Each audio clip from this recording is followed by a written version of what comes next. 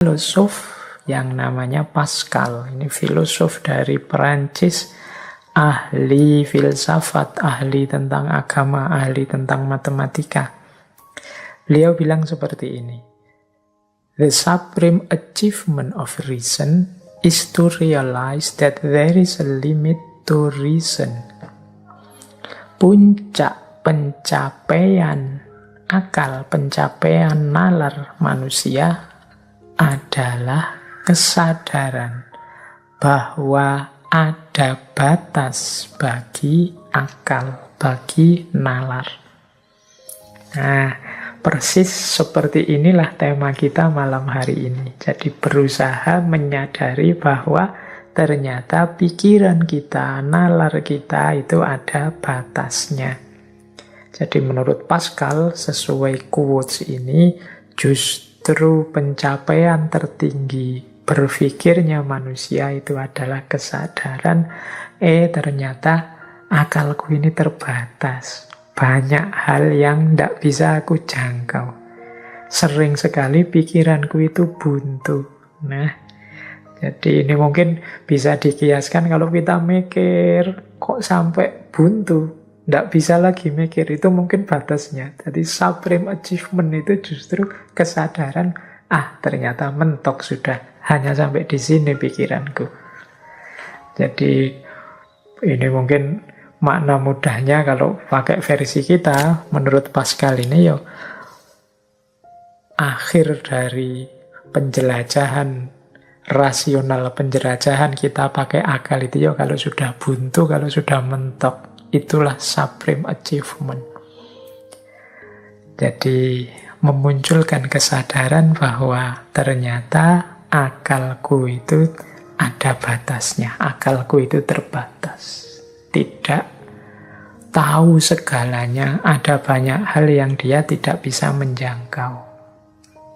Ya tentu saja quotes ini harus kita pahami tidak sebagai pandangan bahwa akal itu tidak penting, atau kebalikannya, pandangan bahwa akal itu segalanya. Tidak begitu. Jadi pakailah akal itu, tapi sadarilah bahwa dia juga ada batas-batasnya. Yang batas itu mungkin perlu diuraikan lebih jauh. Kadang-kadang orang itu menganggap ketika dia tidak mampu lagi, itulah batas. Jadi batas itu ketidakmampuan subjektif. Tapi ada banyak teori lain yang punya teori yang berbeda-beda tentang apa saja yang membatasi akal kita. Baik, semoga malam hari ini ada sedikit kejelasan tentang seperti apa sih batasnya nalar, batas kemampuan akal kita itu. Baik. Ini saya awali dulu dari peristilahan-peristilahan.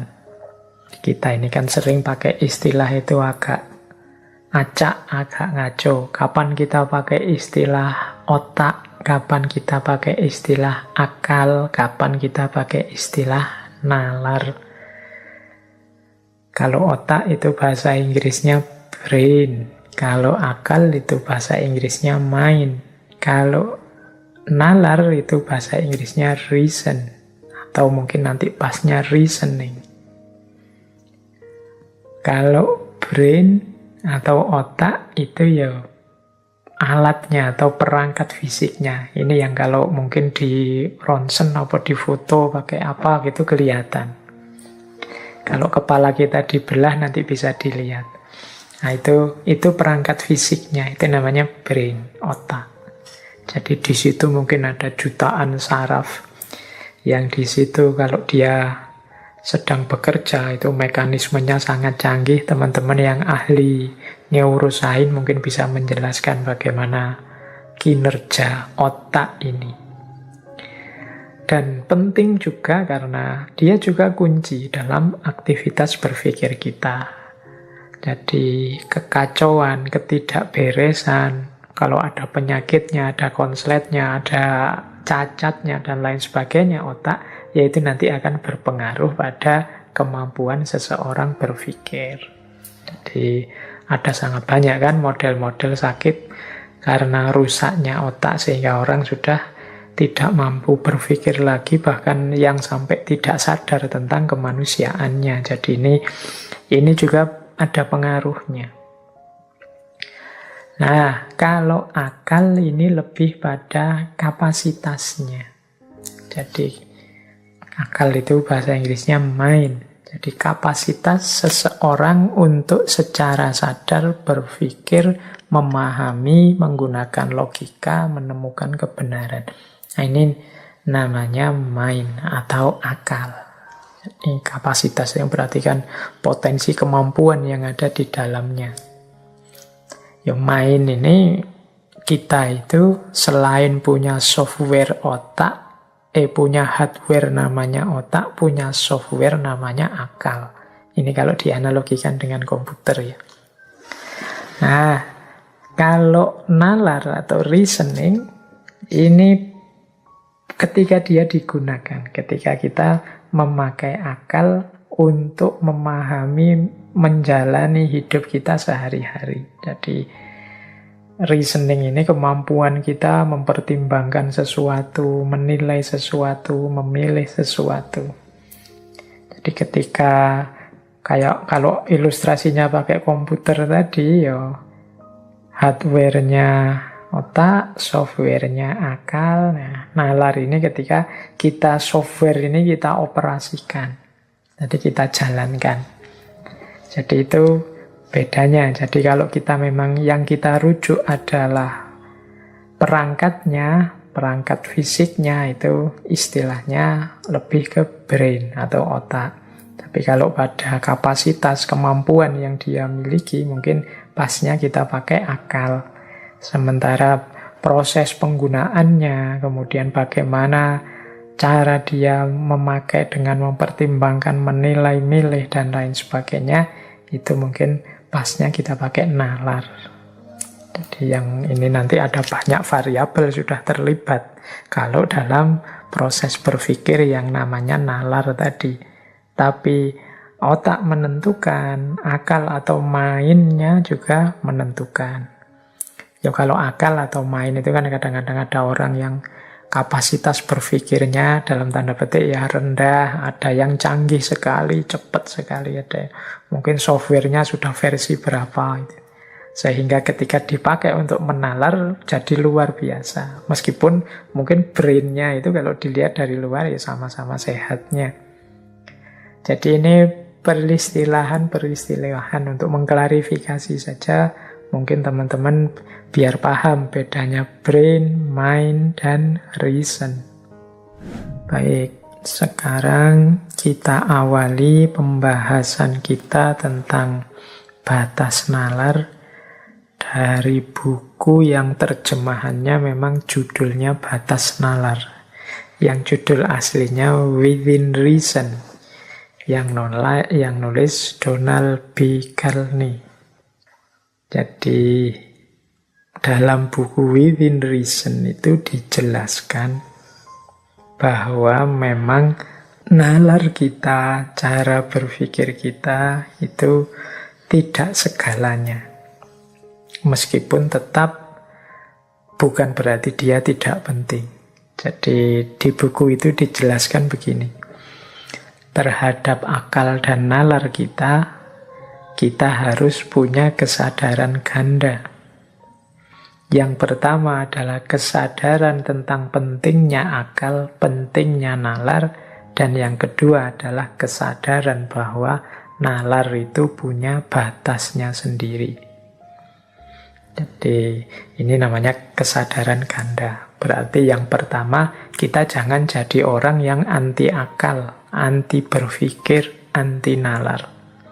Justru di antara hakikat kemanusiaan kita itu kan adanya di akal dan kemampuan berpikir. Maka kelompok-kelompok kalau ada loh ya, yang anti dengan nalar, anti dengan akal, ini dalam buku itu disebut ya kelompok yang keliru dalam memahami peran dan fungsinya nalar. Bahkan orang yang tidak mau pakai nalar pun sebenarnya mungkin dia punya argumen-argumen rasional tertentu terhadap pendiriannya.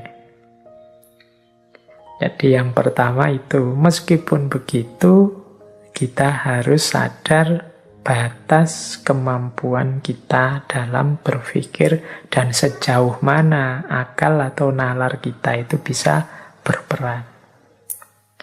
Mari kita lihat ya, mungkin uraian satu kalimat dari buku itu yang saya potong ini mungkin menarik. Kata Donald Bickel nih, nalar itu adalah produk biologis, sekedar sarana yang menurut kodratnya terbatas. Nalar meningkatkan mutu cara kita melakukan sesuatu, tetapi nalar tidak mengubah aspek bagaimana kita melakukannya. Nalar telah melahirkan pengetahuan yang membuat kita keliling dunia kurang dari 2 hari. Namun maksud dan alasan perjalanan keliling dunia itu mungkin sama dengan leluhur kita dulu. Mungkin karena perang, karena berniaga, penaklukan, penyebaran agama, dan lain-lain. Jadi, di bagian ini dia menjelaskan bahwa nalar itu hakikatnya hanya alat, hanya sarana yang punya keterbatasannya sendiri. Dia canggih luar biasa dalam hal bagaimana kita mengelola hidup, menyikapi hidup, namun pada aspek bagaimana kita mengorientasikan hidup, tujuan hidup, maksudnya, dan lain sebagainya, ini akal biasanya posisinya kalah oleh unsur-unsur jiwa yang lain. Mungkin hasrat kita, mungkin naluri kita, mungkin selera kita, dan lain sebagainya. Jadi, nalar itu menyumbang dalam hal bagaimana. Nah, mudahnya begitu. Tetapi dia tidak bisa masuk ke ranah yang lebih penting, yaitu ranah mengapa. Nalar itu bikin pesawat, caranya bagaimana bisa dia. Bagaimana cara menghancurkan, bikin senjata nuklir, cara mengolah nuklir seperti apa dia bisa. Tapi kemudian pesawat ini dipakai untuk apa? Nuklir itu digunakan untuk apa? Itu biasanya yang lebih berperan bukan nalar, tapi mungkin naluri, mungkin nurani, dan lain sebagainya. Mungkin kepentingan-kepentingan egois, dan lain sebagainya. Jadi, nalar adalah alat yang sangat canggih untuk menerjemahkan keinginan, keputusan, kemauan kita. Tapi isi dari keinginan, keputusan, kemauan kita itu banyak didorong oleh naluri kita untuk mempertahankan diri, kebutuhan-kebutuhan emosi, atau sikap-sikap budaya tertentu. Jadi di buku itu kita diminta untuk sadar posisi utamanya seperti itu. Jadi kedudukan nalar itu dia lebih pada alat atau sarana. Tergantung kita memakainya untuk apa.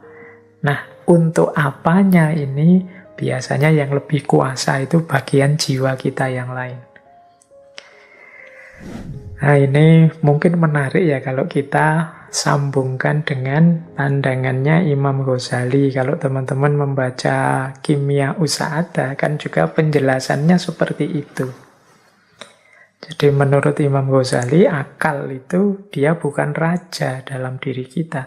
Dia hanya panglima. Rajanya itu kolbu. Jadi yang nyetir, mengorientasikan, mengarahkan, mewarnai hidup kita itu kolbu ini. Yang kolbu itu punya pasukan yang sangat luar biasa, namanya akal. Selain ada pasukan-pasukan yang lain, nanti teman-teman silahkan diulang waktu kita membahas tentang kebahagiaan menurut Imam Ghazali. Jadi akal ini panglimanya. Panglima itu kan pasukan yang paling kuat. Dia yang mengarahkan semua pasukan yang lain.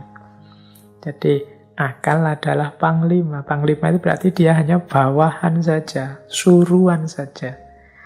Jadi kalau kolbunya jernih, kolbunya positif, ya dia akan jadi pasukan yang sangat kuat untuk membela kejernihan dan kepositifan ini. Sementara kalau kolbunya suram, kolbunya gelap, ya dia akan jadi pasukan kegelapan, pasukan kesuraman. Nah itulah posisinya akal. Jadi dia terbatasi oleh orientasi, emosi, ambisi manusianya. Dia adalah senjata yang sangat hebat. Tapi yang namanya senjata itu kan tergantung yang memegang siapa. Maka teman-teman jangan heran, kadang-kadang peristiwa-peristiwa sejarah, tragedi-tragedi kemanusiaan itu, kadang-kadang di situ ada orang-orang pinternya yang terlibat. Seperti kalau di buku Batas Nalar tadi di awal dijelaskan bagaimana misalnya peristiwa Nazi dengan Holocaustnya, pembantaian besar-besarannya. Itu di situ juga ternyata banyak filosof-filosof Jerman yang mungkin teman-teman kagum dengan pikiran-pikirannya, ternyata juga dia orientasi hidupnya mendukung gerakan Nazi tersebut. Itu kan kita loh, harusnya kalau pakai akal sehat kan tidak suka kekerasan, tidak memilih tidak memilih sesuatu yang merusak kemanusiaan dan lain sebagainya. Kalau pakai akal sehat, tapi akal sehat itu dia hanya pasukan. Tergantung manusianya yang mengarahkan. Jadi kadang-kadang kalau dia orang jahat, ya maka akal ini dipakai untuk memuluskan kejahatannya. Mungkin dia bikin trik-trik, strategi-strategi biar tidak ketahuan, jadi kejahatan yang sempurna, atau dia melakukan rekayasa-rekayasa sehingga yang semula buruk dia carikan argumen biar jadi benar.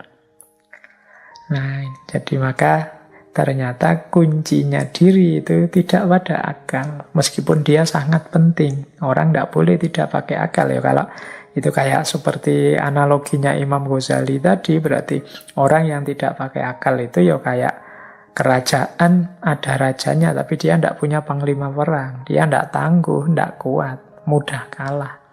Demikian juga orang yang anti nalar, anti akal, tidak mau menggunakan akalnya untuk hidup. Ya akhirnya kita kalah, wong tidak punya panglima. Jadi yang lain mengembangkan sains dan teknologi, menguasai peradaban, kita agak malu-malu, ragu-ragu mendayagunakan akal kita, ya akhirnya kita kalah, akhirnya kita didominasi.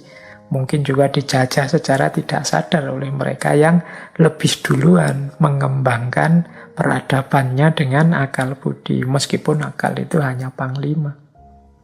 Jadi orientasi ganda tadi maksudnya ya akal itu penting, dia sangat canggih, dia pasukan kekuatan yang sangat luar biasa, tapi dia hanya panglima, bukan rajanya.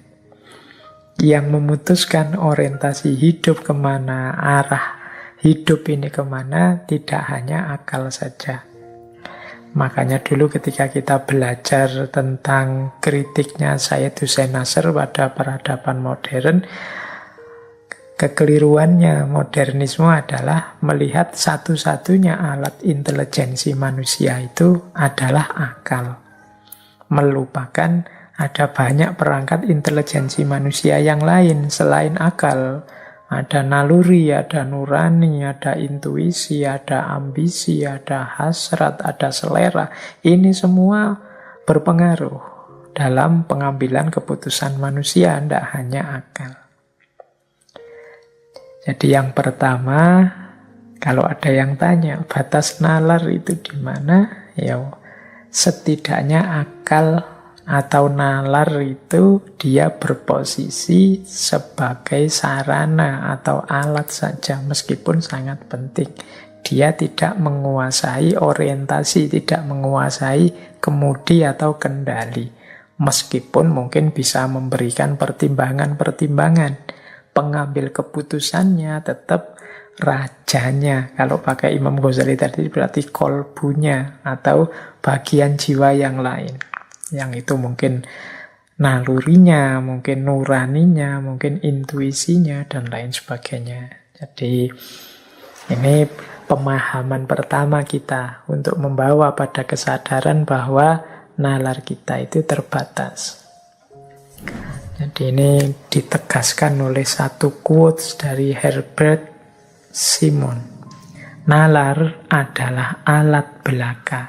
Nalar tidak dapat menentukan tujuan hidup kita. Paling jauh, ia hanya dapat memberitahu kita bagaimana caranya sampai ke sana. Nalar adalah senjata sewaan. Wah, ini istilahnya agak sinis ini ya. Senjata sewaan yang bisa kita gunakan untuk mencapai tujuan apa saja, baik atau buruk. Ya berarti kalau pakai logika dua standar tadi, nalar itu jangan didewakan, tapi juga jangan dianggap segalanya. Dia sangat penting sih. Hampir semua sisi hidup kita membutuhkan pertimbangan-pertimbangan jernih dari akal sehat, dari nalar. Tapi betapapun, dia hanya alat kita. Dia tidak dapat menentukan. Kalau memberi pertimbangan, ya paling jauh seperti kata Simon tadi, dia dapat memberitahu kita caranya untuk sampai ke sana. Dia seperti senjata yang bisa kita gunakan untuk mencapai tujuan apa saja, baik atau buruk. Makanya kita harus hati-hati. Karena orang pinter itu kalau jahat, tambah bahaya dia. Karena dia punya pasukan yang sangat kuat, yaitu akalnya untuk mendukung kejahatannya. Inilah mengapa kalau dalam dunia tasawuf itu pertama-tama kita didorong, diminta dengan sangat untuk menjernihkan hati atau kolbu.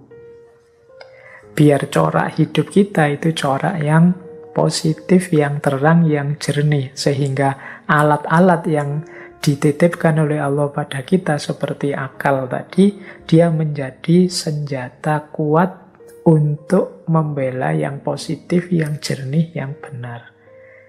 Tapi kalau batin kita gelap, suram, ya pasti nanti senjata yang namanya akal ini akan menjadi alat, menjadi senjata kita untuk melakukan yang jelek, yang buruk, yang suram.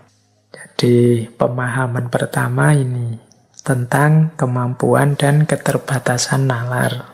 Jadi nalar itu, ya kalau diurai lebih luas, sebenarnya bisa kita sebut bahwa keterbatasannya yang pertama justru terletak pada perannya yang dia hanya sebagai sarana atau alat.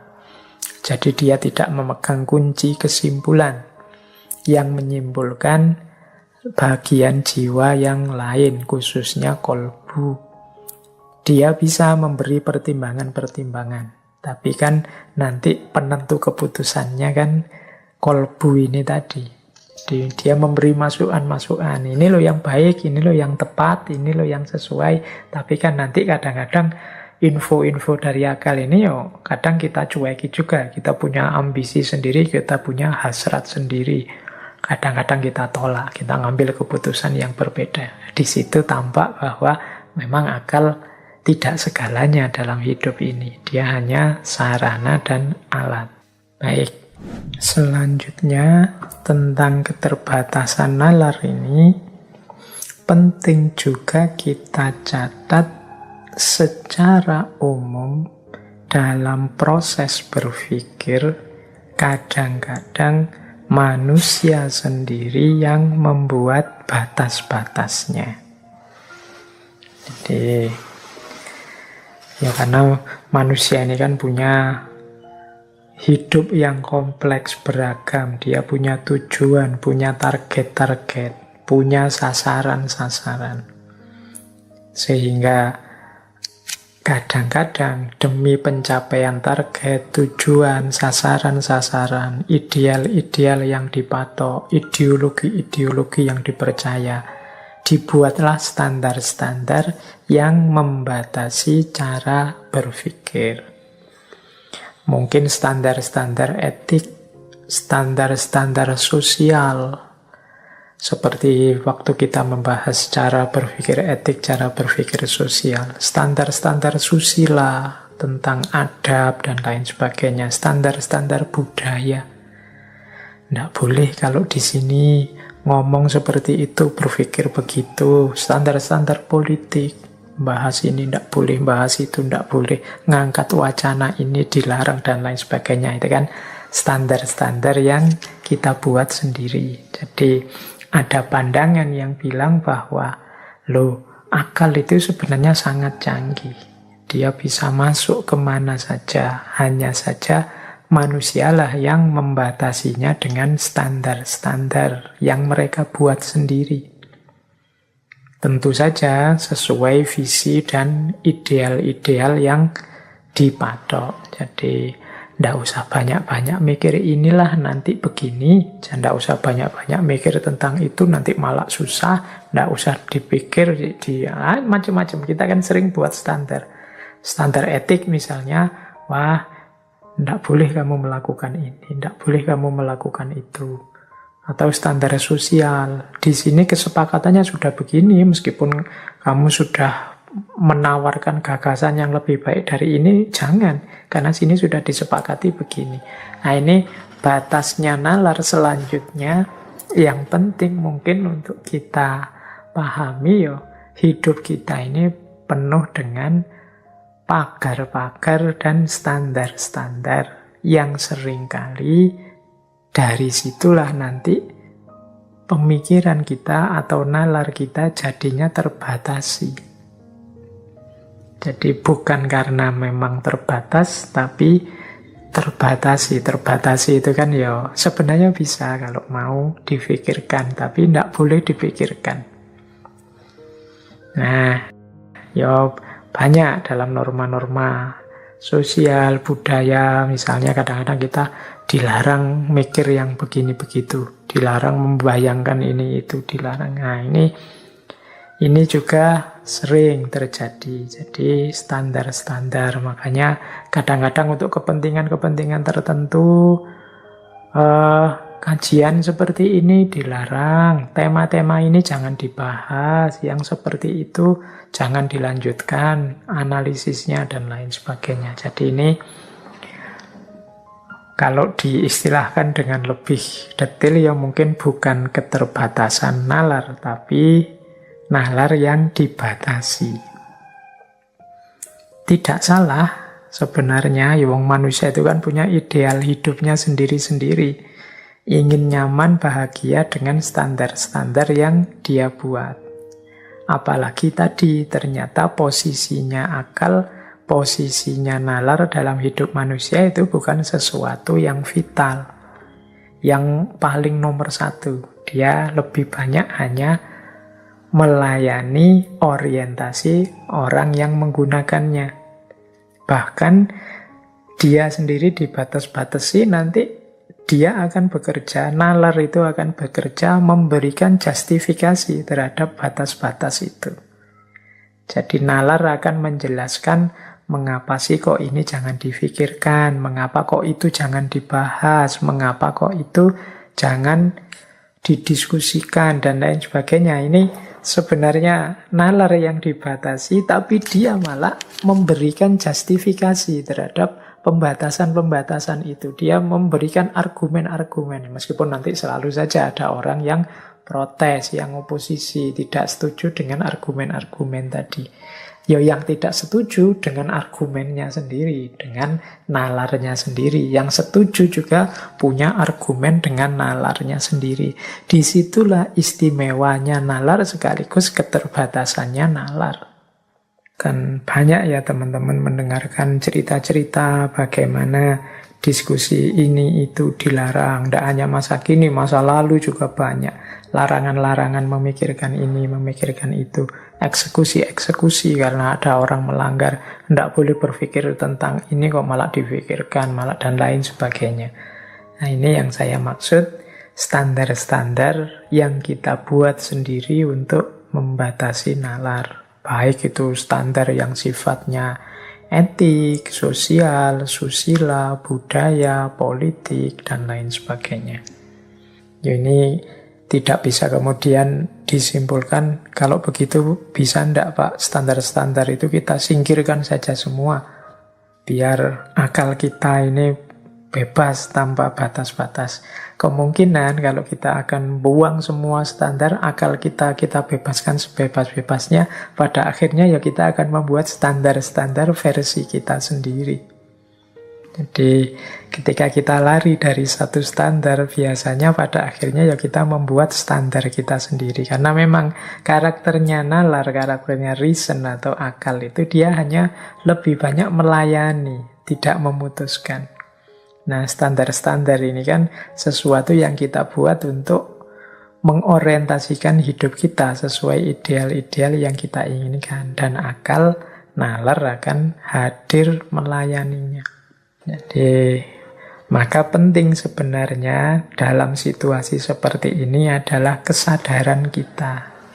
Kesadaran itu berarti kalau ada standar-standar yang membatasi, kalau ada batas-batas, itu pertama kita harus masuk ke visinya. Ini maksudnya apa sih standar-standar ini? Ideal yang diinginkan apa? Apakah ini memang sudah kita sepakati bersama?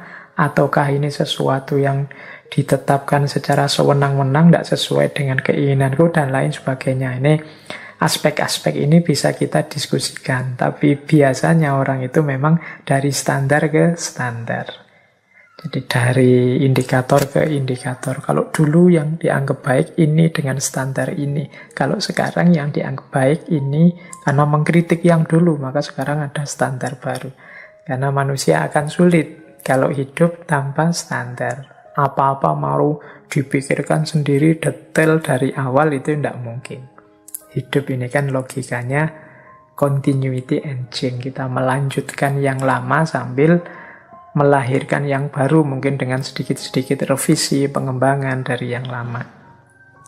Nah baik, jadi sampai di sini kita mendapat sedikit wawasan bahwa yang pertama, fungsi akal secara umum adalah melayani, mendukung, menguatkan, menjadi sarana bagi kebutuhan-kebutuhan, kepentingan-kepentingan, keinginan-keinginan manusia. Kemudian yang kedua, dia banyak dibatasi oleh standar-standar orang yang menggunakan akal itu sendiri. Jadi ini dua kondisi eksistensial dari akal kita. Jadi tidak mungkin orang yang hidup sadar dengan visi, dengan misi hidup yang jelas itu tidak membuat standar-standar untuk mewujudkan visi misinya. Dan hidup yang serius itu kan memang hidup yang punya visi jelas, punya misi jelas, ada arah, ada cita-cita, ada tujuan. Yang sebagai konsekuensinya kemudian dibuatlah pagar-pagar, dibuatlah strategi-strategi, termasuk standar-standar yang kadang-kadang memang menghalangi cara berpikir kita, menghalangi nalar kita.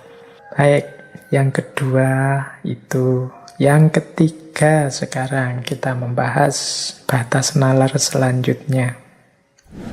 Yang ketiga batas nalar itu ada pada perkembangan kognitif manusia itu sendiri. Ini sebenarnya bisa secara biologi maupun secara psikologi. Kalau secara biologi ya mungkin yang ahli neurosains bisa menjelaskan ini. Jadi yang ahli neurosains itu kan bisa menjelaskan ada hormon ini, hormon itu, dan lain sebagainya. dalam diri manusia, termasuk bagian akal yang mana, cirinya apa, bagian otak yang mana, karakternya apa, mendukung, berpikir apa, dan lain sebagainya. Ahli-ahli neuroscience bisa menjelaskan. Kalau saya menjelaskan nanti dianggap masuk ke wilayah yang bukan wilayahnya. Jadi nalar juga terbatasi dari aspek otak tadi secara biologis. Ada efeknya juga dalam kemampuan berpikir. Nah, ini yang saya bawa yang aspek psikologis. Karena dulu pernah kita sebentar membahas ini ketika membahas tentang kepribadian. Jadi, perkembangan kognitif secara psikologis. Ini juga membatasi cara orang berpikir.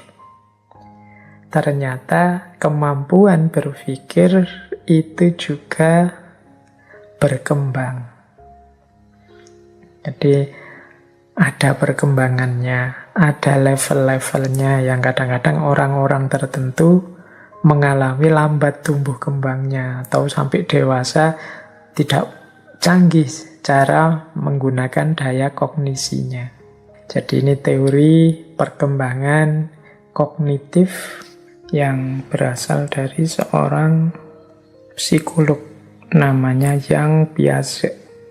Ini untuk ilustrasi saja. Ini sebenarnya menjelaskan bahwa nalar juga bisa terbatasi oleh perkembangan biologis maupun perkembangan psikologis.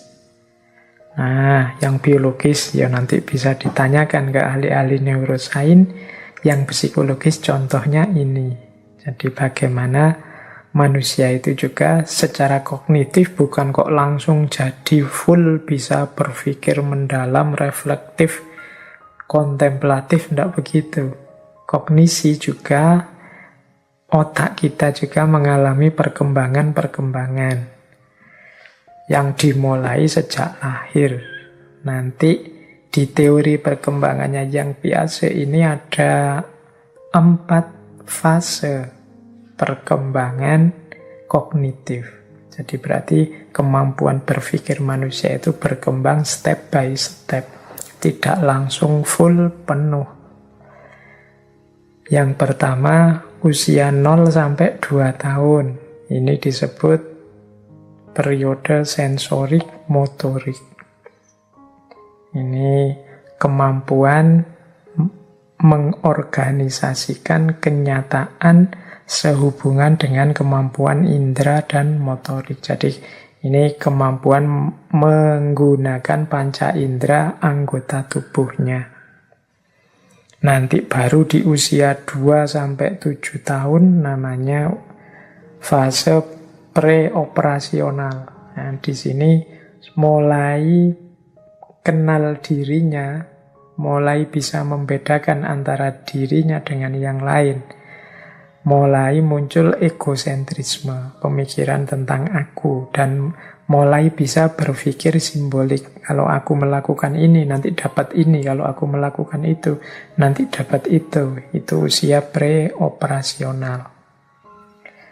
Nah, usia 7-12 ini sudah mulai bisa berpikir realistis, konkret, memahami lingkungan sekelilingnya. Memahami dia tidak hidup sendiri loh, ada orang lain, mulai pinter berteman, dan lain sebagainya. Ini fase konkret operasional.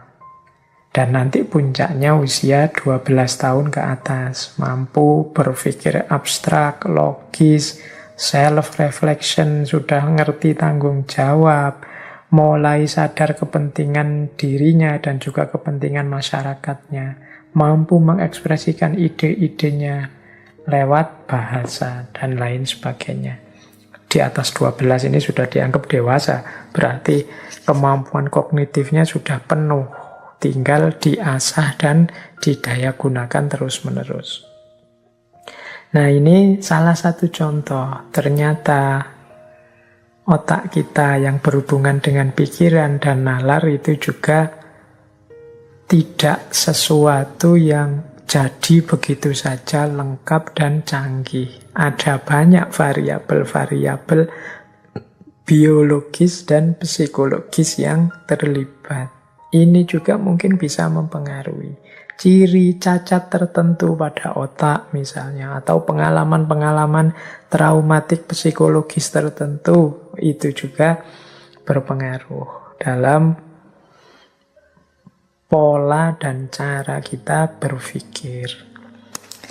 Jadi ini batas yang kesekian, ketiga tentang batas nalar. Jadi yang tadi, yang awal itu bagaimana nalar itu dia hanya sarana, hanya alat, dia terbatas pada ihwal bagaimana, bukan ihwal mengapa. Kemudian yang kedua, dia terbatas oleh standar-standar, oleh pagar-pagar yang dibuat oleh orang, baik itu yang bersifat etik, sosial, susila, budaya, demi ideal-ideal yang diinginkan oleh manusia. Nah, itu yang membatasi. Dan yang ketiga, kondisi biologis dan psikologisnya. Ini juga berpengaruh. Kalau biologis mungkin ya kerusakan fisik otak itu kan memang berpengaruh. Kalau psikologis ya mudahnya, kalau psikologi kita sedang kacau itu kan juga kita tidak bisa berpikir jernih. Kita sedang sangat bingung, kita sedang sangat tersiksa, kita sedang situasi-situasi yang traumatik misalnya juga menghalangi, membatasi kejernihan berpikir kita.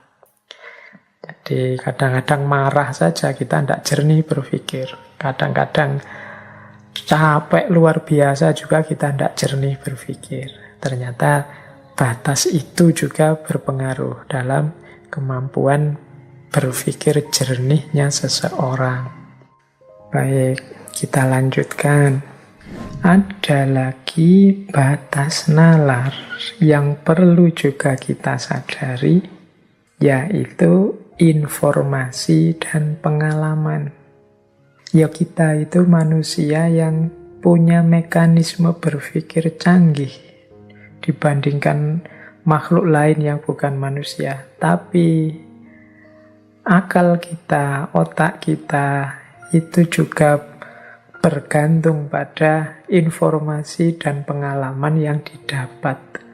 Jadi nalar kita itu bekerja sejauh informasi dan pengalaman yang dimiliki. Kalau belum pernah sama sekali mendapat informasi tentang itu, belum pernah ngalami tentang itu, biasanya ya tidak bisa improve sendiri atau secara a priori menemukan kebenaran-kebenarannya sendiri. Jadi makanya tadi di depan saya bilang yuk kita nambah wawasan terus. Semakin banyak, semakin luas wawasan kita, semakin canggih hasil pemikiran kita. Kenapa referensi kita semakin luas? Jadi orang yang referensi informasi yang dimiliki sempit, hanya sedikit, itu biasanya ya produk pemikirannya di situ-situ saja, itu saja. Tapi semakin dia luas, informasi wawasan yang dimiliki ya mungkin semakin beragam gagasan-gagasannya. Makanya kalau ada orang kok mikirnya kok gitu terus, ngomongnya kok gitu terus, mungkin itu problem, nambah informasi yuk, nambah wawasan lagi yuk, biar tambah lagi pengetahuannya sehingga cara berpikirnya lebih luas dan lebih dalam. Jadi ternyata kekayaan informasi, kekayaan wawasan itu juga berpengaruh dalam kita menggunakan nalar dalam kita berpikir. Ini semacam bahan bakunya. Kalau tadi akal itu kita sebut alat, sarana, media. Kalau dia semacam mesin, ya data yang kita inputkan itu informasi. Secanggih apapun mesinnya, laptopnya, kalau kita tidak menginput data yang banyak, ya tidak ada gunanya dia. Jadi nalar manusia itu bekerja mengandalkan informasi yang sampai padanya. Jadi ternyata akal juga punya batas. Dia tidak bisa improve sendiri, ngarang sendiri, atau menyusun sendiri data-data untuk disimpulkan. Dia butuh input data dari luar yang namanya informasi. Untuk menjelaskan hal ini, misalnya kita pakai teori batas akal dari seorang antropolog namanya Fraser dalam bukunya The Golden Buff. Ini teman-teman yang dari antropologi pasti tahu teori ini. Teorinya namanya batas akal. Jadi perkembangan hidup manusia itu ditentukan oleh pemikirannya. Sejauh mana dia bisa memecahkan masalah-masalah dengan akal, dengan pengetahuan yang dia miliki. Jadi peradaban manusia itu sebatas jangkauan akalnya. Semakin luas jangkauan akalnya, ya semakin luas, semakin maju budayanya. Ini pandangannya Fraser. Nah, nanti ini sebenarnya teorinya mengarah pada tentang magic, ilmu gaib, dan religi. Dia menguraikan begini, dulu ketika wawasan manusia masih sempit, kemampuan berpikirnya terbatas, mereka tidak mampu memecahkan problem-problem mereka dengan akal. Jadi kata Fraser, manusia-manusia mungkin sejak zaman primitif dulu ya, itu kan wawasannya terbatas, pengetahuannya tentang alam semesta juga terbatas. Nah, mereka tidak bisa menyelesaikan soal-soal hidup ini dengan akalnya. Mereka belum menggali, belum mengobservasi seperti manusia modern. Sehingga kalau ada problem-problem hidup, mereka menyelesaikannya dengan wawasan-wawasan supranatural, magic, ilmu gaib, dan lain sejenisnya. Nah, nanti ada level lagi lebih tinggi. Mereka kemudian sadar, mungkin karena wawasannya tambah, ternyata ilmu gaib itu tidak ada gunanya, tidak ada manfaatnya. Mungkin ada daya yang lebih kuat, daya yang lebih kuasa di balik yang kelihatan ini. Dimulailah mode hidup budaya yang namanya budaya religi. Jadi ketika orang bersandar pada kekuatan, kekuasaan di luar diri mereka. Ini teorinya Fraser. Mungkin nanti bisa dilanjutkan ketika manusia semakin cerdas, misteri-misteri alam terbongkar semua, mungkin gaya hidupnya berubah lagi. Jadi ternyata kedalaman hidup manusia itu ditentukan oleh kapasitas berpikirnya. Yang kapasitas berpikir ini tergantung informasi-informasi wawasan yang dimiliki. Yang wawasan ini secara umum diperoleh dari experience, pengalaman. Makanya nalar juga terbatas oleh informasi dan pengalaman. Jadi kalau kita tidak punya informasi, tidak bisa menganalisis, tidak bisa memikirkan, wong kita tidak punya data. Jadi kalau ada orang bilang, kamu ngomong jangan ngawur loh ya, datanya mana? Nah, tuntutan untuk datanya mana ini sebenarnya mengimplikasikan pandangan orang itu tidak mungkin bisa menyimpulkan secara tepat, memikirkan secara pas kalau dia tidak punya data. Informasinya terbatas. Yang informasi itu diperoleh semua dari pengalaman. Kalau saya bilang pengalaman, bukan berarti kok harus dialami dulu baru ngerti ya. Pengalaman membaca, pengalaman diskusi, pengalaman seminar, atau kalau hari ini populernya webinar. Itu juga kan termasuk pengalaman. Saya kemarin pengalaman webinar dengan beliau dan dapat wawasan ini, itu kan nambah wawasan dari pengalaman meskipun bukan pengalaman langsung. Jadi ini juga dapat dikatakan yang membatasi kemampuan berpikir manusia. sejauh mana informasinya dia miliki. Bahkan nanti bisa dilanjutkan sejauh mana juga informasi itu valid atau tidak. Makanya nanti akan kelihatan produk-produk pemikiran dari orang-orang yang mungkin masih hanya punya sedikit informasi dengan mereka yang sudah luas wawasannya, mengerti macam-macam. Kenapa kok yang informasinya lebih sedikit berbeda dengan yang wawasannya luas? Ya karena yang informasinya lebih sedikit, lebih terbatas kemampuan mengoperasikan akal budinya. Oke, baik. Kita ulang lagi ya. Tadi sudah berapa yang menjadi titik-titik keterbatasannya nalar.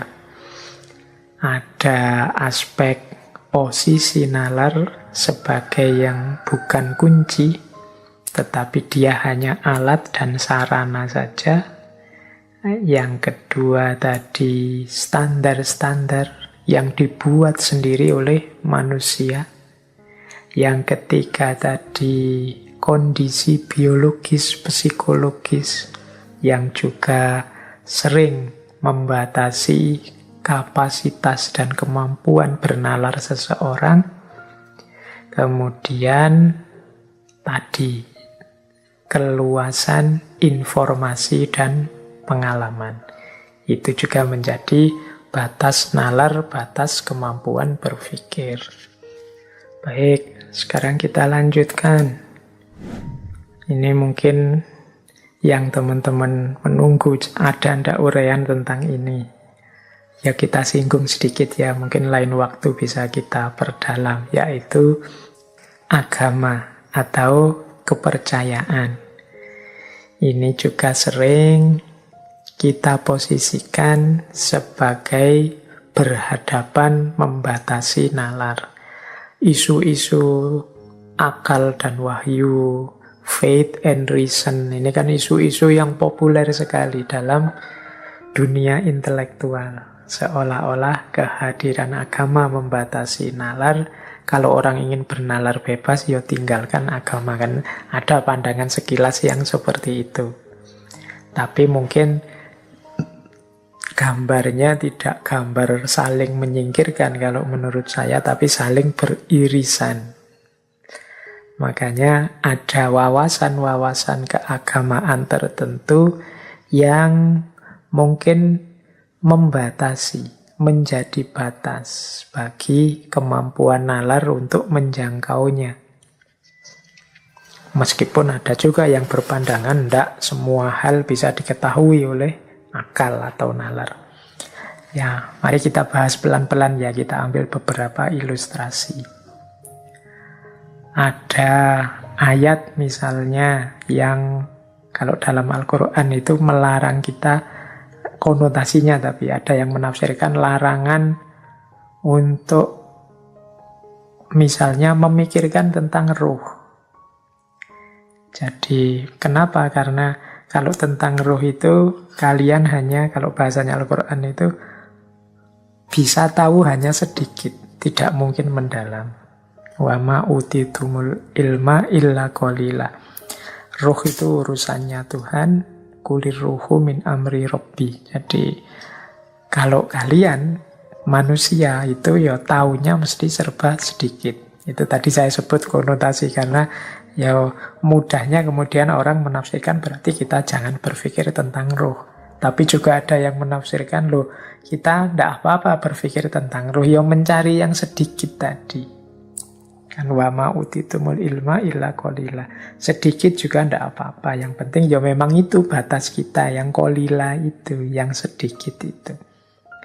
Jadi ada wawasan-wawasan keagamaan tertentu yang ini jadi titik batas yang kemudian akal tidak bisa menjangkau. Akal tidak bisa menjangkau itu bisa kalau dia memaksakan perspektifnya, terjadi distorsi-distorsi yang bagi kalangan agamawan tertentu merusak kepercayaannya, atau memang dia benar-benar tidak berdaya, benar-benar tidak mampu. Misalnya urusan akhirat, surga, neraka. Itu kan sulit akal itu menjangkau. Mengapa? Karena akal tadi butuh informasi empiris, informasi pasti dan pengalaman. Sementara dunia metafisik itu kan dunia yang tidak kita alami kali ini. Jadi maka akal benar-benar terbatas. Ya, nanti yang bisa meraba-raba melakukan, kalau bahasa filsafatnya namanya spekulasi-spekulasi. Kira-kira seperti ini. Tapi dia tidak akan bisa menemukan yang hakiki. Pasnya seperti apa, karena memang bukan wilayahnya. Itulah mengapa nanti ada perspektif dalam filsafat itu yang sifatnya memberikan ruang kepada agama. Agama itu memang tempatnya orang beriman, orang percaya. Jadi ya silahkan saja orang mau percaya atau tidak percaya. Ini akal kemudian diposisikan harus memberikan ruang, memberikan tempat kepada agama. Karena agama bukan sesuatu yang bisa dijangkau oleh akal. Nah, ada pandangan yang seperti itu. Nah, jadi keberagamaan termasuk bagian yang sering dipandang sebagai batas bagi nalar. Yang sering sekali mungkin teman-teman dengarkan orang bilang, berpikirlah, jangan berpikir tentang zatnya Allah, tapi berpikirlah tentang ciptaannya. Tafakkaru fi khalqillah, berpikirlah tentang ciptaannya, jangan berpikir tentang zatnya. Ini implisit di situ pandangan, kalau engkau berpikir tentang zatnya, engkau tidak akan mampu, mesti mentok. Karena zatnya Allah di luar jangkauan akal. Nah, ini salah satu pandangan yang menyetujui bahwa agama menjadi batas, khususnya aspek metafisikanya menjadi batas yang tidak bisa dijangkau oleh akal. Ini tema yang luas sebenarnya kalau dalam diskusi tentang agama, khususnya kalau dalam Islam itu di ilmu kalam. Ada perdebatan panjang dari beberapa aliran tentang sejauh mana akal ini mampu menjangkau dan di titik mana dia tidak mampu menjangkau. Ada buku-buku ilmu kalam, mungkin teman-teman yang mahasiswa Usuluddin atau mahasiswa agama Islam itu pernah membaca buku-buku ilmu kalam ya, tentang perdebatan para mutakallim tentang sejauh mana kuasanya akal ketika berhadapan dengan agama.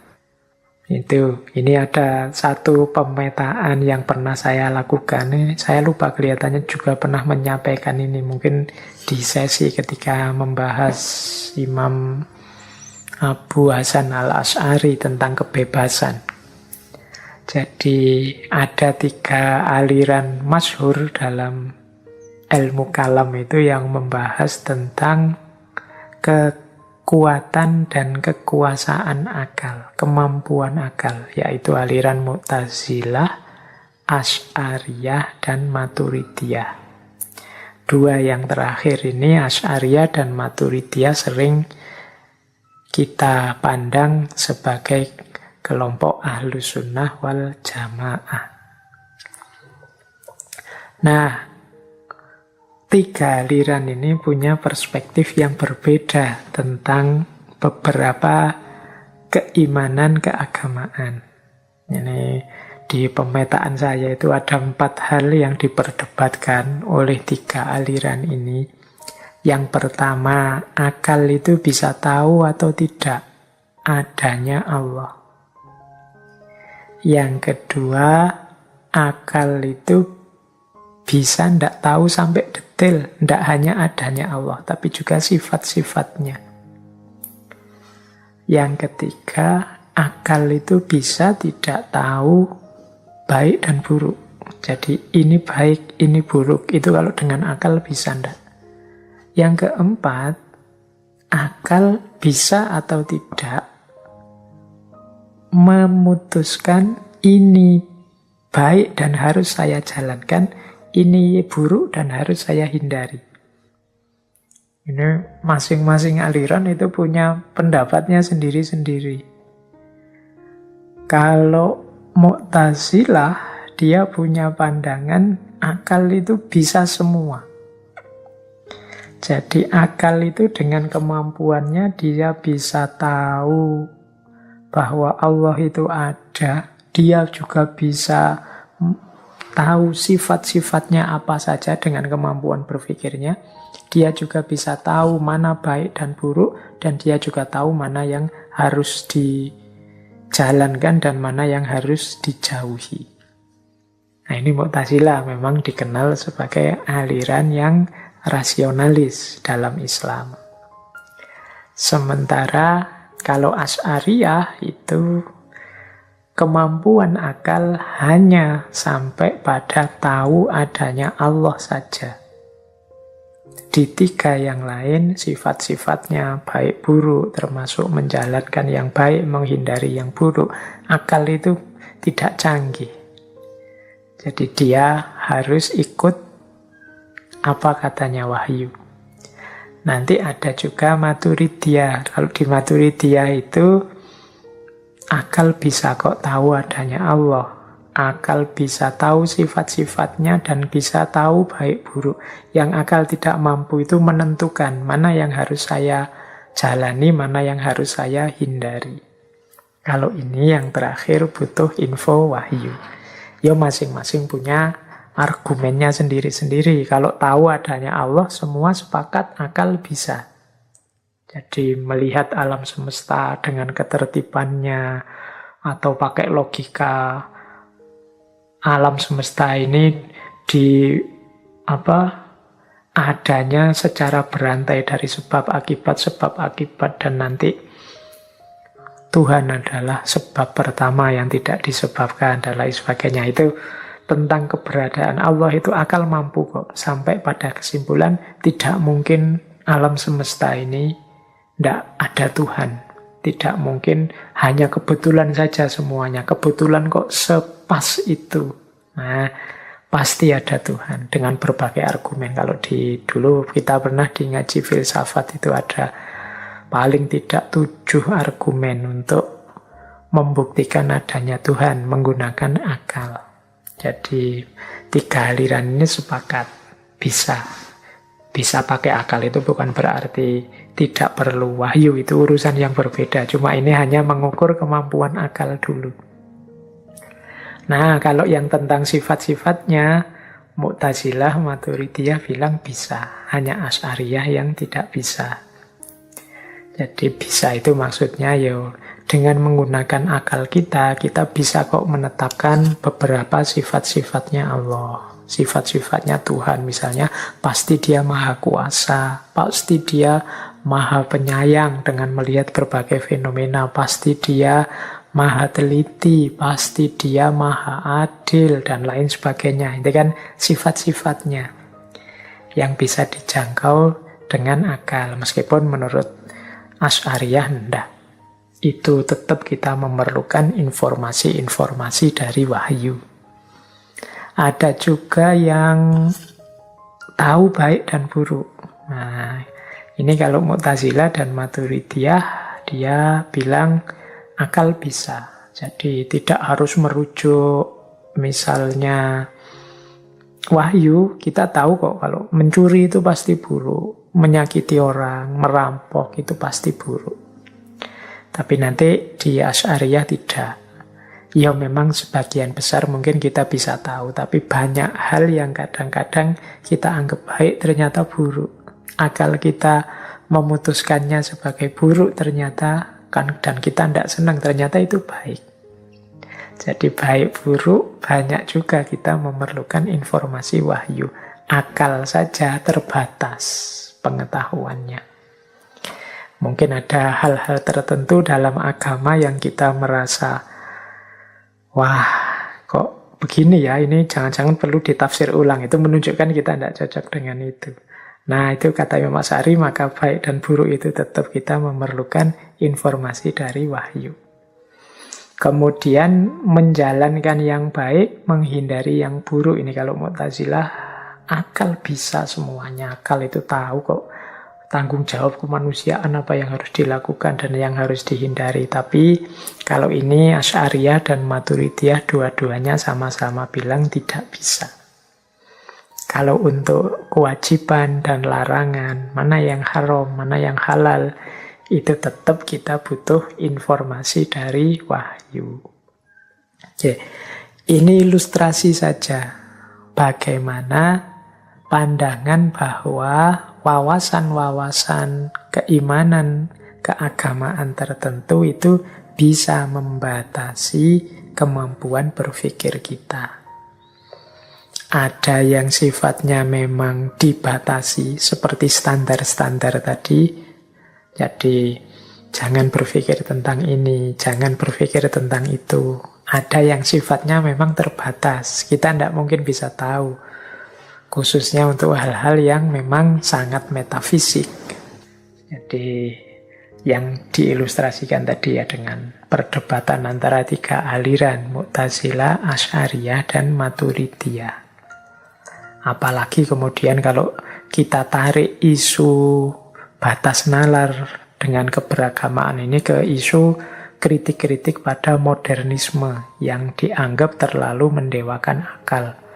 Misalnya dulu pernah kita bahas di sesi Sayyid Hussein Nasr ketika membahas Saintia Sakra. Itu beliau menyebut ada banyak hal-hal yang ditinggalkan oleh peradaban barat khususnya dalam aspek spiritualitas yang itu sebenarnya esensial dalam hidupnya manusia. Dan di situ kan Sayyid Hussein Nasr mengkritik panjang lebar tentang gaya saintisme yang mendewakan akal yang jadi awal beberapa tragedi kemanusiaan manusia modern. Jadi ya, ini termasuk bisa dipandang menjadi batas bagi nalar, kepercayaan-kepercayaan, keimanan-keimanan agama. Ya mudahnya kan, misalnya di ranah ilmu modern yang kadang dikritik positivistik itu, secara ontologis kan hanya bisa menerima dunia yang sifatnya materi atau dunia syahadah. Sementara agama menerima ghaib wa syahadah, dunia metafisik dan dunia fisik, dunia materi dan dunia imateri. Nah, berarti jangkauannya lebih sempit, sementara kalau agama lebih luas, ghaib wa syahadah, sehingga di situ nalar terbatasi. Kemudian juga dari sisi epistemologi, dulu kita pernah membahas misalnya pengetahuan namanya ilmu huduri atau pengetahuan langsung. Yang ini tidak membutuhkan prasyarat material, prasyarat empiris. Pokoknya dalam pikiran kita pengetahuan itu hadir, pengetahuan langsung. Yang ini mungkin sulit. Pengetahuan itu kan biasanya kita sebut bekerja ketika akal kita berproses. Nah, sementara yang laduni ini pengetahuannya hadir begitu saja dalam diri kita. Ini juga mungkin menjadi batas-batas nalar yang menggunakan akal. Jadi ini isu tersendiri. Kalau teman-teman ingin mendalam tentang persilangan, pertentangan, persinggungan antara agama dan nalar atau isu faith and reason, itu bukunya banyak sekali. Isu-isu yang diangkat juga sangat banyak sudah. Baik, ya mungkin lain waktu kita bahas lebih panjang, khususnya tema-tema kalam, tema-tema teologis. Sudah lama kita tidak membahas tema-tema teologis. Baik, jadi ini isu kesekian tentang batas nalar. Kita lanjutkan lagi. Ini sekarang kita membahas aspek internalnya. Kalau tadi kan keterbatasan nalar karena ada unsur dari luar. Jadi ada unsur misalnya agama, ada unsur pengalaman dan informasi, aspek biologis, psikologis, standar-standar yang kita buat sendiri. Kemudian yang pertama tadi hubungan akal dengan bagian jiwa yang lain, yang ternyata akal itu hanya alat. Itu kan unsur luarnya. Kalau bahasanya anak-anak kampus itu aspek eksternalnya. Sekarang kita lihat internalnya. Internal yang membuat akal itu sering terbatas. Nah, sebenarnya secara umum sih aspek internal itu ya ada logical fallacy dan bias. Jadi salah pikir dan sesat pikir. Jadi akal itu tidak selalu dalam kondisi fit, mesti benar. Ternyata juga dia terbatasi oleh kondisinya sendiri yang kadang-kadang sesat pikir dan salah pikir. Baik, sekarang kita bahas pelan-pelan dua kondisi ini. Nanti mungkin beberapa hanya saya baca saja, teman-teman mencari ya, wong ini cuma tentang sesat pikir, salah pikir. Di sesi-sesi kajian dulu tentang logika dan lain-lain kelihatannya sudah dibahas. Mungkin saya agak cepat ini karena waktunya juga. Nah, sesat pikir yang pertama yang kelihatan sekali sehingga membatasi kebebasan berpikir kita adalah idola-idola. Ini saya ambil misalnya teori dari Francis Bacon. Ada 4 idola saat kita berpikir. Ini membuat harusnya kesimpulan kita itu luas jadi terbatas. Apa saja 4 idola ini secara umum ya, mungkin hari ini bisa dirumuskan lagi banyak idola-idola yang lain. Nah, yang pertama adalah namanya idola tribus. Idola tribus itu menarik kesimpulan tanpa dasar dan tidak diperiksa serius, pokoknya dianggap sudah benar begitu saja. Alasannya biasanya begitu.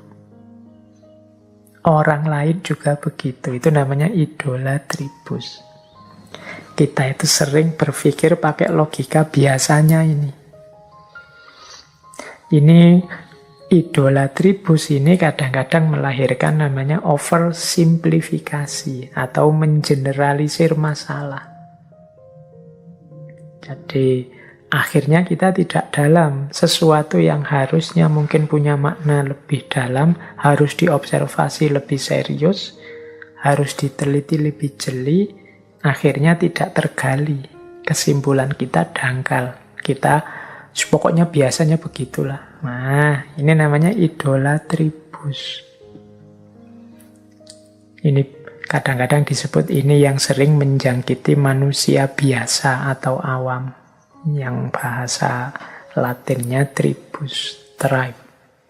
Jadi orang-orang umum itu sudah begitu, Pak. Yang lain begitu ya saya ikut begini. Nah, ini kan secara tidak sadar kita membatasi cara berpikir kita dengan kebiasaan umum yang berlaku di tengah masyarakat. Kemudian ada pula idola spekus. Idola spekus ini menarik kesimpulan seperti manusia yang ada dalam gua. Ini idola spekus ini bahasa Inggris, the idol of the cave. Idola gua. Jadi kita seperti manusia gua. Manusia gua itu manusia yang ngertinya apa yang ada di dalam gua. Jadi memutuskan sesuatu hanya berdasarkan prasangka pribadinya, selera a priorinya. Jadi ini biasanya ketika orang menyukai sesuatu, ketika orang mengidolakan sesuatu, dia berhenti di situ. Hanya itu saja yang dia geluti sehingga dia tidak luas. Akhirnya membaca apapun, menyikapi apapun, ya pakai perspektif itu. Nah itu, jadi ini persis seperti kata-kata aslinya, the idol of the cave. Seperti manusia yang hidup di gua. Nggak ngerti mana-mana, yang ngertinya apa yang ada di dalam gua. Jadi begitu melihat apapun, menyikapi apapun, ya menggunakan perspektif gua. Perspektif pengalamannya sepanjang hidup di gua. Jadi ini juga sering jadi idola, membatasi cara berpikir kita juga. Kemudian idola fora, the idol of the marketplace. Menarik kesimpulan karena ikut pendapat umum. Jadi yang lain pendapatnya bagaimana, begitu ya sudah aku ikut, idola fora. Ini bedakan dengan idolatribus tadi ya. Kalau idolatribus itu ya biasanya orang di sini biasanya begitu. Nah, itu idolatribus. Tapi kalau idola flora, untuk hal ini gimana pendapatnya orang-orang? Orang-orang pendapatnya seperti ini semua, Pak. Oh ya sudah, saya ikut. Nah, itu idola fora. Jadi sesuai pasar. Kalau pasar ke utara ya ikut ke utara. Kalau pasar ke selatan ya ikut ke selatan. Kalau hari ini mungkin pasar itu berubah jadi viral-viral. Yang lain viral begitu ya saya ikut begitu. Yang lain viral begini saya ikut begini. Itu idola fora. Nah yang keempat, idola teatri atau panggung. Jadi menarik kesimpulan hanya berdasarkan dogma mitos yang dia percaya. Jadi dia tidak mau menggunakan akalnya, pokoknya ada jawaban-jawaban yang sudah tersedia dari mitos-mitos yang berkembang, dari dogma-dogma yang diyakini. Ya sudah, itu saja yang dipakai. Jadi pikiran kita itu sering terjangkit penyakit idola-idola ini. Ini teori yang berasal dari Francis Bacon ini menyarankan kita untuk hati-hati terhadap jebakan idola-idola ini. Jadi 4 idola ini membuat kita sesat pikir. Termasuk batas nalar juga, ya jenis-jenis sesat pikir. Kalau teman-teman mau menggali, boleh nanti saya yang nulis buku judulnya Ihwal, Sesat Pikir dan Cacat Logika. Coba teman-teman dicari di buku itu, isinya sepenuhnya kelemahan-kelemahan kognitif kita. Jadi manusia itu ya memang di antara keunggulannya berpikir. Tapi berpikir itu juga punya banyak sekali kelemahan-kelemahan internal. Jadi itulah yang membuat nalar seseorang terbatasi saat dia ingin menemukan kebenaran. Yo macam-macam. Di situ saya contohkan misalnya sesat pikir itu bagaimana kita suka sekali melakukan overgeneralisasi. Jadi hanya melihat 1-2 disimpulkan semuanya juga begitu. Atau mungkin cara berpikir retrospektif determinism. Retrospektif determinism itu ya menganggap yang terjadi itu ya memang sudah takdirnya, tidak mungkin diubah, sudah ketentuan sejarahnya memang harus begitu. Nah, itu retrospektif determinism. Jadi mari kita memberantas kemiskinan. Ngapain kita memberantas kemiskinan? Kemiskinan itu takdir kok. Kalau sudah ditakdirkan, ya bagaimana kita harus berjuang melawan takdir. Takdir itu kan dari yang maha kuasa. Masa kita harus melawan yang maha kuasa? Ini cara berpikir seperti ini namanya retrospektif determinism. Kalau didengarkan sekilas itu rasanya benar. Tapi ya kalau direnungi secara lebih reflektif, kontemplatif, nanti kelihatan titik-titik lemahnya. Atau post hoc ergo propter hoc. Ini karena datang setelah itu berarti disebabkan oleh itu. Ayo memang hidup ini memang banyak sebab akibat, tapi tidak semuanya sebab akibat.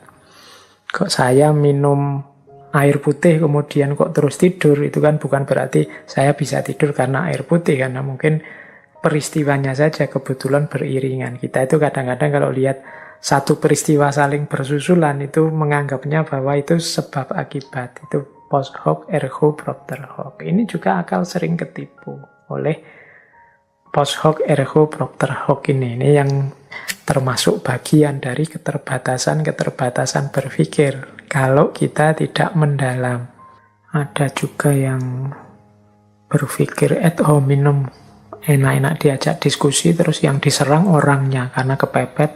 Dasar kamu orang sesat, misalnya, itu ad hominem, yang diserang orangnya. Kamu anak kemarin sore aja. Nah, itu yang diserang orangnya. Jadi bukan gagasannya.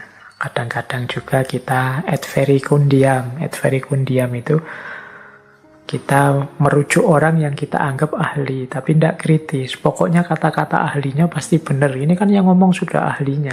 Nah, itu kesesatan ad verecundiam. Ada kalanya ad baculum. Ad baculum itu ancaman.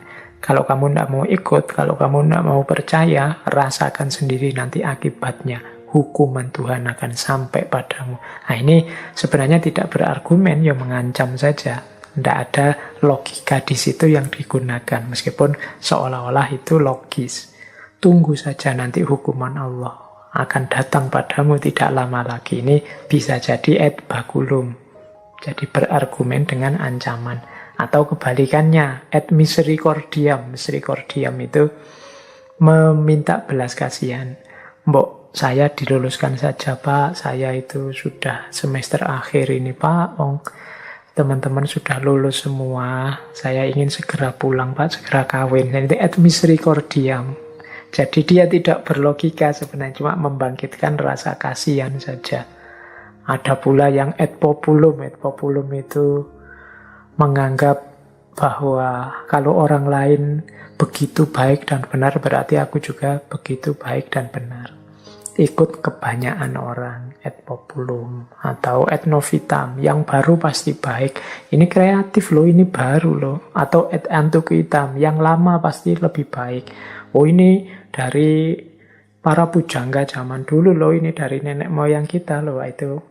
Ini sebenarnya tidak berargumen, tapi itu termasuk bagian dari logical fallacy dan lain sebagainya. Ini teman-teman pastinya sudah bisalah mencari banyak referensi tentang ini. Cuma ini sebenarnya untuk ilustrasi bahwa nalar kita itu mudah sekali sesat ke dalam logical fallacy ini yang seringkali membatasi operasi rasional kita untuk menemukan kebenaran. Jadi ini yang sering disebut sebagai logical fallacy.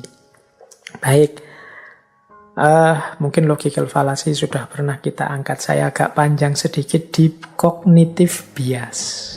Jadi kalau tadi kan sesat dalam prosesnya, logical fallacy.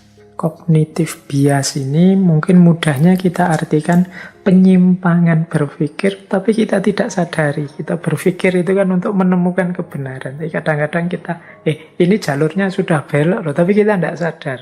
Itu namanya bias. Ada banyak bias-bias dalam berpikir. Ini di buku yang saya sebut tadi, Ihwal Sesat Pikir dan Cacat Logika, saya lupa itu berapa puluh bias kognitif yang saya contohkan di situ. Nah, kognitif bias ini secara umum akal itu terbatas karena dia menyimpang dari proses yang seharusnya oleh beberapa kecenderungan. Yang pertama adalah kecenderungan informasi yang terbatas yang kita tidak sadar. Mengapa? Ini ada hubungannya dengan psikologi. Jadi kita tidak sadar ternyata nalar kita itu sudah melenceng. Mengapa informasi bisa terbatas? Karena kita itu sering hanya memperhatikan hal-hal yang kita sukai saja. Ya sama kan seperti kalau teman-teman buka HP kemudian melakukan stalking, googling dan macam-macam itu, kan kita milih yang kita sukai saja.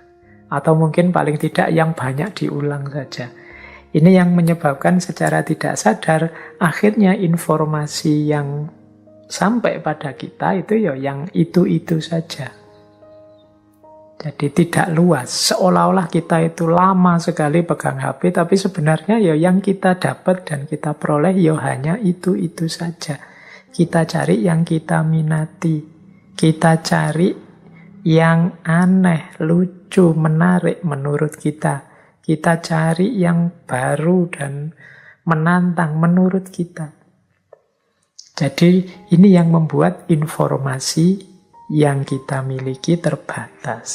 Jadi ini penting kita sadari ternyata kita itu seolah-olah banyak banjir informasi, tapi mungkin ya tidak. Karena yang kita buka ya itu-itu, yang kita gali secara serius ya itu-itu. Mungkin karena saya sukanya filsafat, ya yang dibuka situs-situs ya seputar filsafat dan sekitarnya. Sementara yang sukanya pendidikan mungkin lebih tertarik dengan isu-isu pendidikan. Ya itu saja. Itu namanya termasuk cognitive bias. Membuat pikiran kita secara tidak sadar melenceng, padahal kita tahunya kita itu wawasannya luas, luar biasa. Karena yang kita perhatikan hanya yang kita minati saja, yang kita anggap unik, kita anggap menarik, dan lain sebagainya. Kemudian kita juga biasanya lebih memperhatikan hal-hal yang sesuai dengan pandangan kita atau kebalikannya, yang anti dengan pandangan kita.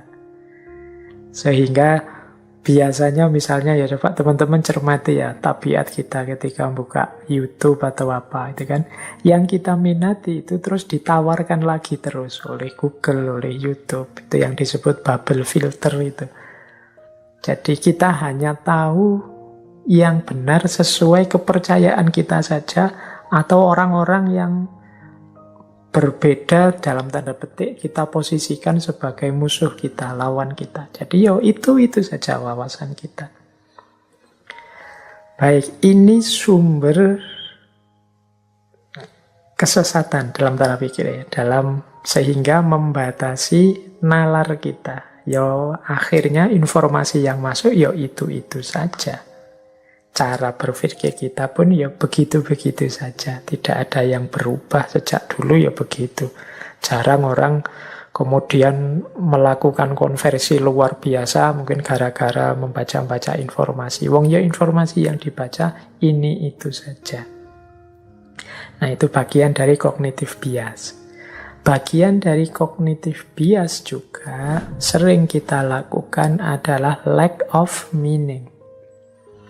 Kurangnya makna. Ini kita lakukan biasanya seperti ini pola-polanya lack of meaning itu. Yang pertama, biasanya kita membuat cerita sendiri. Meskipun dengan data yang terbatas. Jadi, manusia itu kan memang punya keterbatasan. Malam ini kita tahu banyak tentang batasnya nalar, termasuk informasi. Nah, kadang-kadang kita itu sebenarnya informasinya hanya sedikit. Tapi kita reka sendiri, kita kembangkan sendiri, kita bikin pola-pola sendiri dengan informasi yang terbatas itu. Itu sebenarnya cognitive bias bagian lack of meaning. Lihat teman jalan, satu laki-laki, satu perempuan misalnya, cuma jalan saja berdua, terus kita bikin cerita sendiri. Wah, itu sedang pacaran nih, paling nembaknya waktu kemarin pas ulang tahun, mungkin ini kan cerita rekaan kita sendiri. Data yang kita punya hanya melihat dia sedang jalan berdua, teman laki-laki dan teman perempuan. Tapi kita rangkai sendiri cerita versi kita. Itu seolah-olah kita itu benar, tapi sebenarnya kita sedang melakukan bias, mengalami bias dalam berpikir. Ini juga membatasi proses berpikir jernih kita. Karena ceritanya ternyata rangkaian kita sendiri. Atau yang kedua, mengasumsikan sifat-sifat dengan melakukan generalisasi atau stereotype. Ini cara berpikir seperti tadi biasanya begitu kok. Oh, orang kalau dari daerah sana itu gayanya memang begitu. Nah, itu stereotype. Jadi melakukan generalisasi yang tidak bertanggung jawab. Wong ngertinya cuma sedikit kok, kesimpulannya jadi banyak. digeneralisasi. Dari satu orang digeneralisasi untuk semua orang. Selanjutnya, termasuk bagian cognitive bias dalam aspek lack of meaning ini, yang merupakan batas nalar, itu adalah menganggap tahu apa yang dipikirkan orang lain. Kita ini sering sok tahu seperti ini. Ini kelihatan loh dari komentar-komentar, mungkin teman-teman sering komentar di Instagram, di Twitter, dan lain-lain. Kita itu sering menuduh orang, dalam tanda petik ya, menganggap kita tahu pikiran-pikirannya orang. Jadi mungkin orang itu motifnya apa, tapi kemudian kita judge dia. Wah, kamu ingin pamer ya. Wah, kamu ingin dipuji ya. Wah, kamu melakukan ini karena ingin ini ya, ingin itu ya. Itu kita menilai apa yang dipikirkan orang. Kita menganggap kita tahu apa yang dipikirkan orang. Padahal mungkin tidak begitu. Dan kita percaya kemudian dengan kesimpulan kita sendiri. Padahal itu kita hanya menebak-nebak saja. Sehingga kemudian kejernihan kita bisa dipertanyakan. Karena itu sejenis kognitif bias. Apa benar kamu tahu yang dipikirkan orang lain? Kok mudah sekali engkau menilai dia? Kan banyak hal yang sifatnya batin yang itu hanya orang itu sendiri yang tahu. Niat, keikhlasan misalnya, lillahi ta'ala atau tidak, karena benda atau karena Allah, karena nyari keuntungan apa ikhlas lillahi ta'ala, itu kan sebenarnya batin masing-masing orang yang tahu. Kadang-kadang kita itu sok tahu dengan yang seperti itu, seolah-olah dia pasti begitu, isi pikirannya pasti begitu. Nah, ini termasuk jenis cognitive bias dalam aspek lack of meaning. Kemudian sering juga kita lakukan memproyeksikan pemahaman saat ini untuk masa lalu dan masa depan. Sehingga mungkin kita kemudian menyesali masa lalu atau menganggap masa depan itu seperti masa sekarang, sehingga kita berlebihan dalam menyikapinya. Jadi memproyeksikan pemahaman kita saat ini untuk masa lalu dan masa depan. Seolah-olah masa depan itu persis seperti situasi kita sekarang. Atau kita sesali berlebihan masa lalu karena kita menggunakan perspektif hari ini. Situasi-situasi sejarah tertentu itu ya membacanya sesuai konteks zaman itu. Zaman penjajahan, situasinya seperti apa, cara hidup, cara berpikirnya seperti apa. Dulu zaman Nabi di Mekah, abad ke-6 Hijriyah, itu situasinya seperti apa, mode hidup, gaya hidup seperti apa. Zaman itu mungkin masih banyak perang-perang, memang gaya hidupnya seperti itu. Nah, itu kalau kita pahami dengan logika hari ini, ya mungkin kita, orang dulu itu memang belum beradab, orang dulu itu dan macam-macam. Itu pemahaman saat ini kita pakai untuk menilai masa lalu. Bahkan kita jadikan standar untuk merancang masa depan. Ini kadang-kadang berakhir dengan kekecewaan atau ketidakbergunaan. Jadi ini bagian dari cognitive bias, yaitu lack of meaning.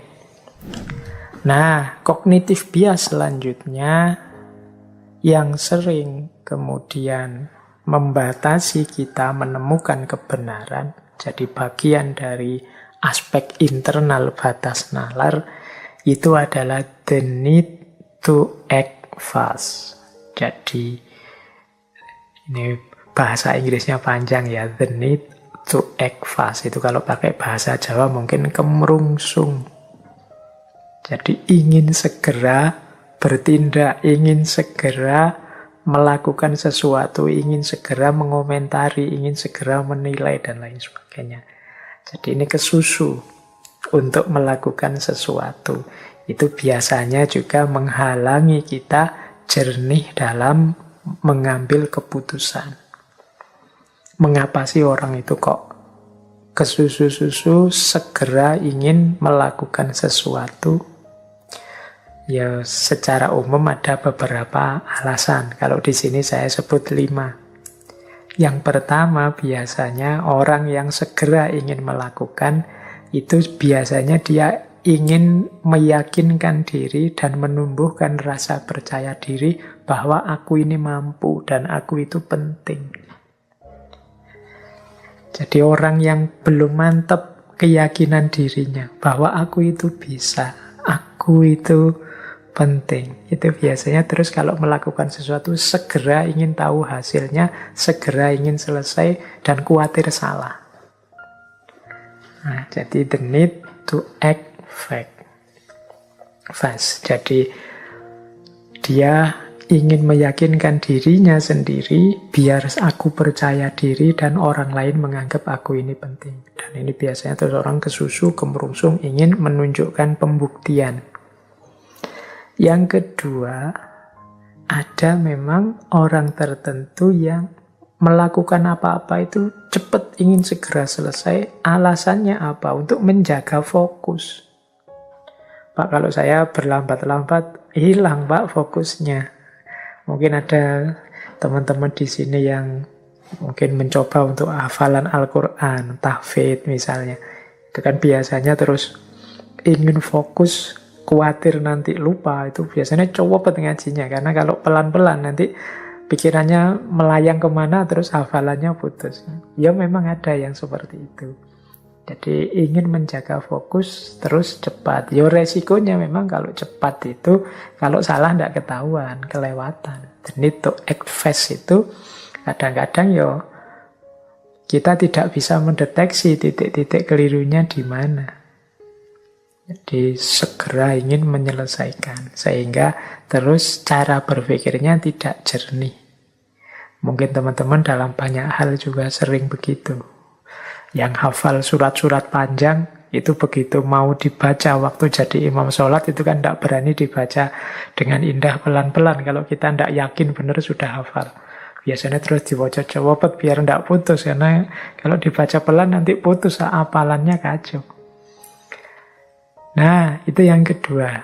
The need, kebutuhan untuk melakukan sesuatu secara cepat. Ini sebenarnya bisa dicek dulu, kita pernah membahas Paul Virilio yang menjelaskan peradaban hari ini yang segala sesuatunya ingin lebih cepat.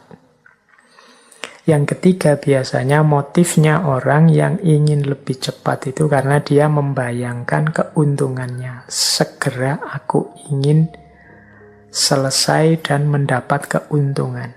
Nah, ini membuat orang ingin lebih cepat. Atau untuk menghindari kesalahan. Kemudian orang cepat-cepat untuk melakukan sesuatu biar tidak salah. Karena kalau pelan-pelan nanti salah. Ini sama seperti tadi penjelasannya. Jadi sesat pikir dalam bentuk cognitive bias itu ada kalanya muncul karena kita butuh untuk bertindak cepat. Kita tidak sabar untuk mengikuti prosesnya pelan-pelan. Akhirnya ya yang terjadi malah tidak jernih kita dalam menanggapi sesuatu. Dia membatasi kita untuk berpikir secara jernih. Nah, yang selanjutnya bagian dari cognitive bias juga adalah information worth remembering. Jadi kita memilih-milih sendiri informasi-informasi yang kita anggap penting. Padahal itu mungkin bagi orang lain tidak penting. Jadi kita milih sendiri, misalnya kita ketemu data sebanyak apa, ya kita pilih yang kita perlu saja, yang kita anggap penting. Sesuai dengan kebutuhan kita sejauh pengalaman yang kita miliki. Sehingga akhirnya ya kita tidak komprehensif. Jadi kita pilih-pilih informasi. Sehingga pada akhirnya ya sudah, kita tidak bisa menemukan kebenaran yang kita inginkan. Karena nalar kita terbatas informasinya. Mengapa kok informasi kita terbatas? Ya kita sendiri yang milih informasi yang menurut kita penting saja. Yang itu ternyata hanya menyesuaikan dengan kebutuhan dan pengalaman yang kita hadapi.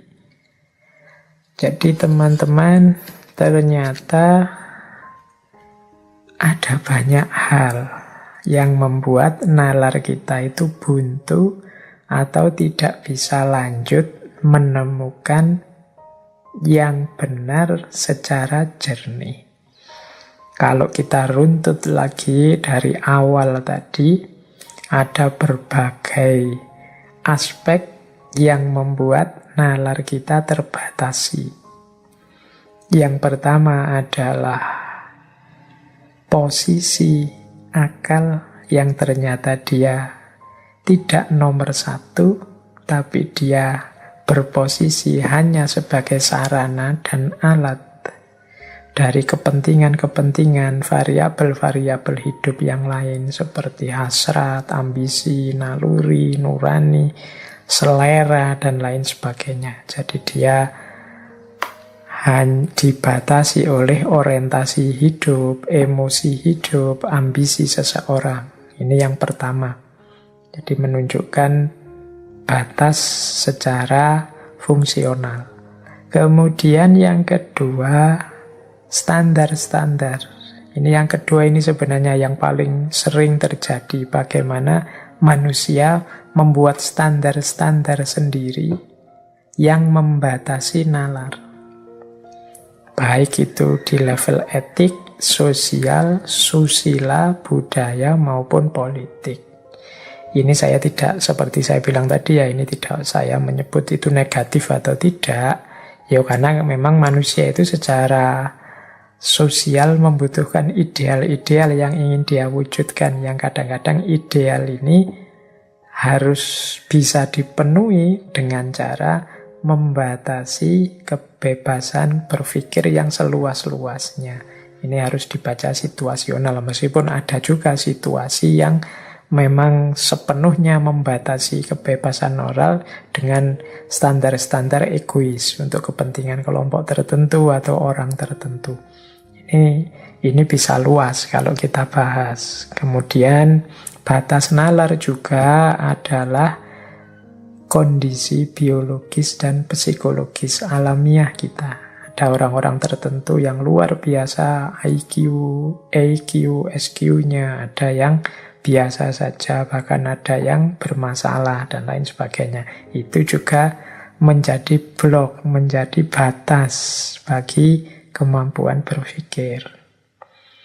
Kemudian secara operatif, kemampuan berpikir kita juga dibatasi tadi ya oleh keluasan informasi kita dan pengalaman kita.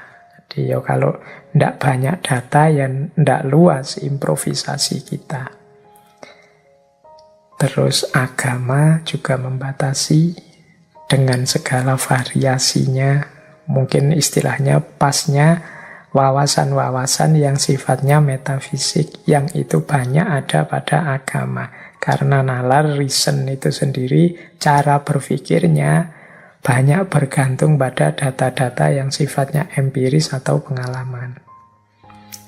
Nah, setelah itu batas-batas banyak kita temukan dalam aspek internal. Jadi mekanisme kerjanya akal kita sendiri yang sering tersesat, baik karena idola-idola dalam berpikir maupun karena adanya logical fallacy dan cognitive bias. Ya dengan uraian tadi, khusus untuk yang internal dan khusus yang aspek internal ini mungkin itu tadi hanya sekedar ilustrasi saja. Teman-teman detailnya silahkan di antara lain ya buka buku yang saya tulis itu, Ihwal Sesat Fikir dan Cacat Logika. Jadi silahkan kalau ada yang ingin lebih dalam. Meskipun buku itu sebenarnya juga masih kurang lengkap, masih sangat banyak logical fallacy dan cognitive bias yang bisa dijelaskan di sana.